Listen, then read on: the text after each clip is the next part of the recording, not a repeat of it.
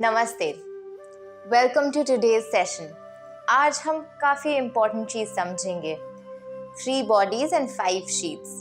सो ये जो कोशास हैं, ये कोशास या शीप्स जिसे कहते हैं, you might be hearing this a lot in different places from different sources. But ये क्या है और इसकी एप्लीकेशन क्या है and what you can do about it is what we will understand in this video today. So ये bodies जो हैं, ये जो शरीर है, आप सोच रहे होंगे कि क्या बात कर रही हूँ मैं, स्पेशली अगर आपको इस बारे में आप पहली बार सुन रहे हैं तो भी you might feel very weird, what is that I am talking about, right? So it is important for us to understand, to know that the body, the physical body or anything, when I'm saying body, I mean anything that is visible to our eyes and that can be touched, which is tangible. ऐसी कोई भी चीज़, ऐसी कोई भी जो हम देख पा रहे हैं या छू पा रहे हैं, उसको हम बॉडी की तरह यहाँ पे बोल सकते हैं। या फिर अभी फ़िलहाल के लिए, बिकॉज हमारा पूरा कॉन्वर्जेशन, जो भी हमारा डिस्कशन रहेगा, वो हमारे ही जो हम लिविंग बींग्स हैं, जो ह्यूमंस हैं, उनके बारे में रहेगा, तो हम उस सेंस में उस टर्म को यूज़ करेंगे, बॉडी या शरीर। So body here is not just this body that we are talking about, but you can say that it is something like layers.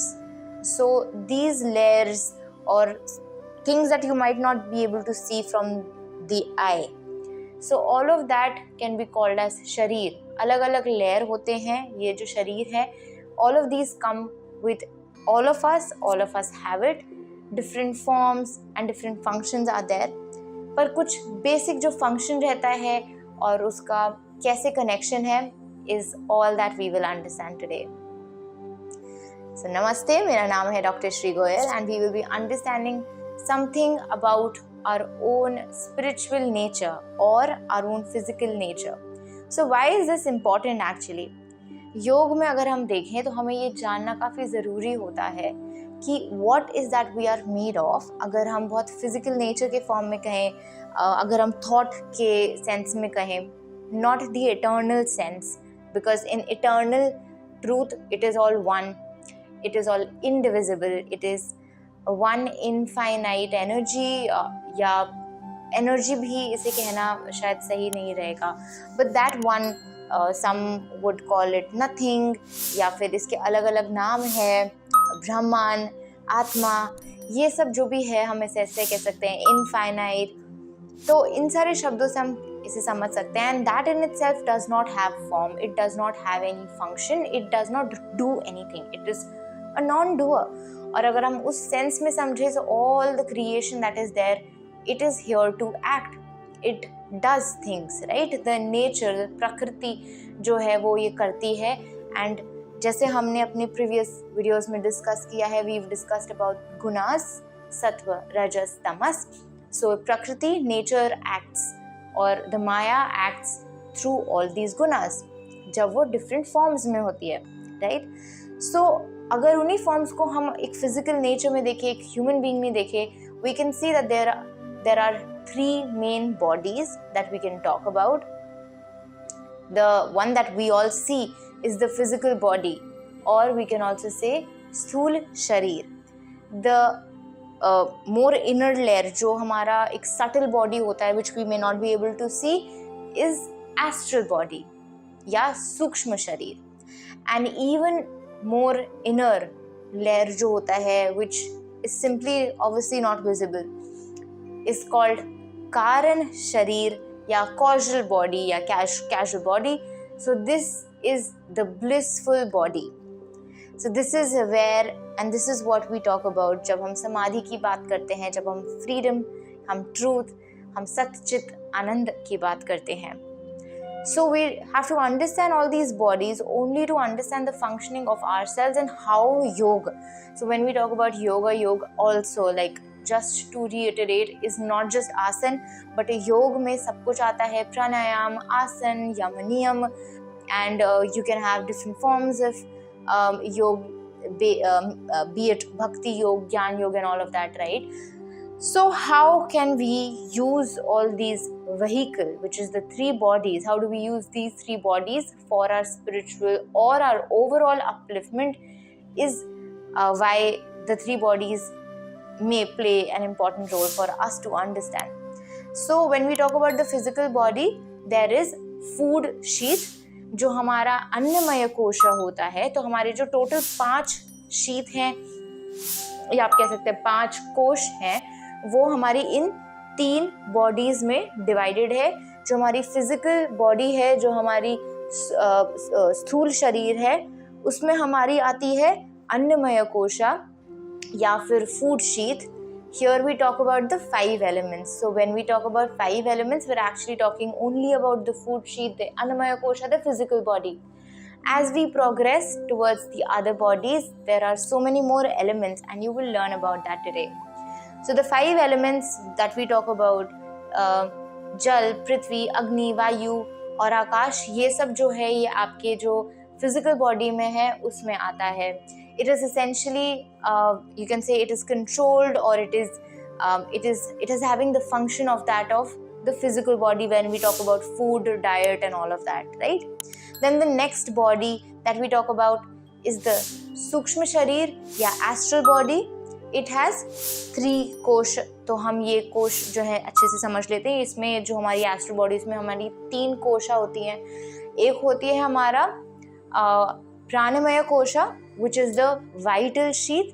Now this pranamaya kosha, the vital sheath, is further composed of 5 elements total, which is actually 10 elements. What is that? हमारी जो 5 इंद्रियां होती हैं, जिसे हम कर्म इंद्रिया कहते हैं, that is our mouth, anus, hand, feet and genitals. That कर्म इंद्रिया जिसे हम कर्म करते हैं, all of those elements are included in this vital sheath. Also your 5 major pranas are included in your vital sheath. What is that? So जो हमारा vital sheath होता है, like we're talking about it, कि हमारी कर्म इंद्रिया होती है और हमारे जो मेजर प्राण है. तो जो हमारा जो प्राण होता है वो हमारे कौन से हुए? प्राण, समान, उदान, अपान और व्यान. तो ये हमारे मेजर प्राण हैं, और ये हमारा प्राण बेसिकली जो एनर्जी है, ये वाइटल एनर्जी है, ये डिफरेंट फॉर्म्स, डिफरेंट ऑर्गन्स में होती है, और इसे हम कैसे यूज़ कर सकते हैं, all of that is huge theory. तो फिर नाउ अभी हम बहुत ब्रीफ में डिस्कस कर रहे हैं. वी ट्राइंग टू अंडरस्टैंड कि ये वाइटल शीथ के और क्या काम होते हैं, राइट? तो व्हाट आर द फंक्शंस. तो इसमें आपके जो 5 मेजर प्राण हैं वो एलिमेंट्स हैं. अगेन जो आपके 5 अदर एलिमेंट्स हैं वो आपके कर्म इंद्रियां हैं. What is that? Hand, mouth, anus, genitals and your feet. So all of that is also there included in your vital sheath. Then you have मनोमय कोशा. जो आपका मनोमय कोशा होता है वो आपका mental sheath होता है. उसमें क्या आता है? Let's understand. There are 3 you can say broadly categorizing 3 elements: manas, mind, चित्त, subconscious mind, and your sense organs, ये जो हम जिसे ज्ञान इंद्रिया कहते हैं. Again this is a very important note I will be sending here out right now. ये जो हमारे जो टर्म्स हैं ये बहुत इंटरचेंजेबली यूज होते हैं अलग अलग जगहों पे. वेद में, स्क्रिप्चर्स में, थ्योरी में आपको अलग अलग लोग अलग अलग चीज़ें बोल सकते हैं. तो आप उससे कंफ्यूज मत होइएगा. मानस को माइंड कोई कहेगा, शायद चित्त को माइंड भी कोई कह सकता है. बट आई थिंक मैं इसको आपको इस तरीके से समझाना चाहूँगी कि आप उसका एसेंशियल मीनिंग समझ पाए. हो सकता है टर्म्स कोई और कुछ यूज़ कर रहा है, बट आप अगर मीनिंग समझ पाएंगे तो आप ये समझ पाएंगे कि उसका फंक्शन क्या है और हम उसे कंट्रोल कैसे कर सकते हैं और कब क्या चीज़ एक्ट कर रही है.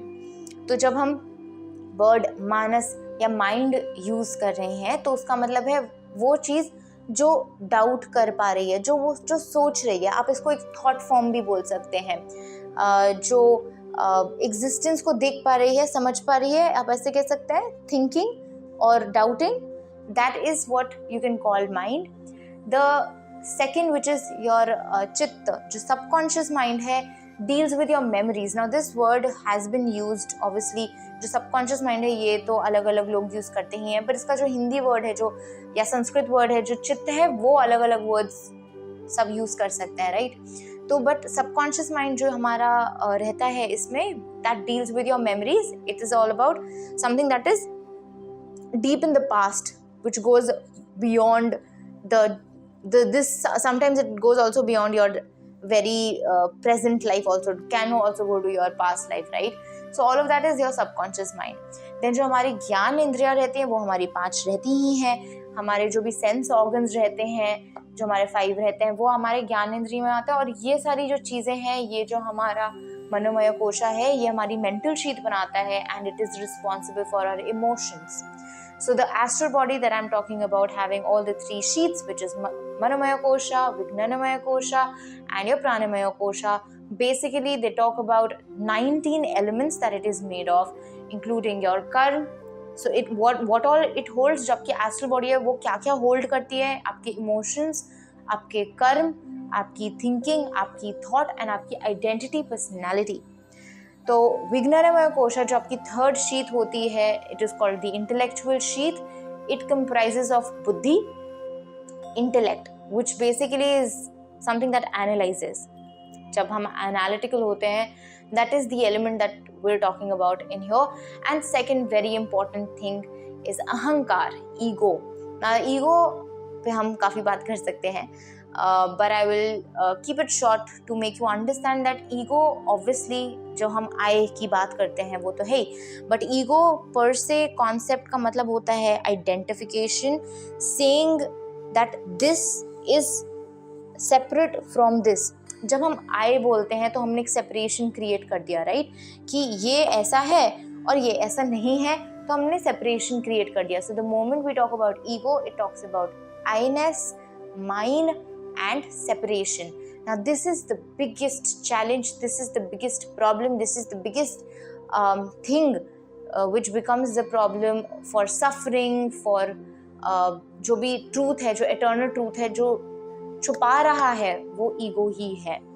तो अगर हम देखेंगे तो हमारे को फ्री अगर होना है तो हमें अपनी फिजिकल बॉडी से फ्री होना होता है, हमें पूरी तरीके से अपनी एस्ट्रल बॉडी से फ्री होना होता है. तभी हमें हमारे इमोशंस, हमारे कर्म, हमारी ईगो, हमारी बुद्धि, इससे भी हम जब फ्री हो जाते हैं तो हमें क्या मिलेगा? हमें फाइनली कारण शरीर मिलेगा. हमें फाइनली आनंदमय कोश, which is a blissful sheath, which is the 3rd body, which is the causal body, कारण शरीर, वो मिलेगा.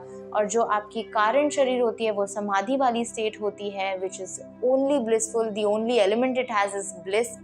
सत्यचित आनंद is the element of it, is the embodiment of it. और जब हमने वो बिगिनिंग की शीट्स और बिगिनिंग की जो बॉडीज हैं उनसे हम मुक्त हो गए, तो हम उस स्पेस में आ पाते हैं. तो अब आप योग में कैसे इसको अप्लाई कर सकते हैं, ये भी जानना ज़रूरी है आपके लिए, राइट?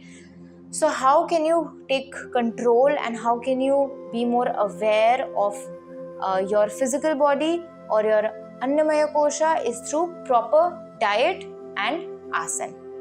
Your Pranamaya Kosha जो हमारी astral body का पार्ट होती है, जो हमारी सूक्ष्म शरीर का पार्ट होती है, what do we do for it? We do pranayam, which is why you will see people will have different experiences. जैसे जैसे उनकी बॉडी खुलती है, जैसे जैसे उनकी क्लेंजिंग होती है नाड़ियों की, different experiences will come out, which is why even you will see there can be diseases that come out. You will see that people will also have different emotions that come out. People will change differently, which is because there are blocked energies that will come out through these koshas and through these bodies when you're doing and you're practicing yoga. For Manomaya Kosha, what do? You do यम नियम and selfless service. तो जितना आप selfless service करेंगे, आप जितना यम नियम follow करेंगे, you can take control and you can purify your Manomaya Kosha, your mental sheath also.